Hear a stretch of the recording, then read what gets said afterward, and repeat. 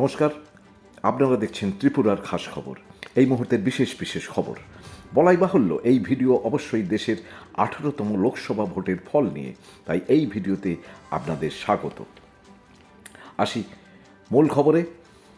রাজ্যের 2টি লোকসভা আসনের মধ্যে পশ্চিম লোকসভা কেন্দ্রে প্রাক্তন মুখ্যমন্ত্রী বিপ্লব কুমার দেব 5 লক্ষেরও বেশি ভোটে জয়লাভ করেছেন। তার এই জয়ের রেকর্ড স্বরাষ্ট্রমন্ত্রী অমিত শাহকেও পেছনে ফেলে দিয়েছে। রাজ্যের অপর লোকসভা আসনে পূর্ব লোকসভা কেন্দ্রের কৃতি দেবী দেববর্মা প্রায় 4 লাখেরও বেশি ভোটে জয়ী হয়েছেন। কৃতি দেবী জিতেছেন 4,86,110 ভোটে। তিনি হারিয়েছেন সিপিআইএমের রাজেন্দ্র রিয়াংকে।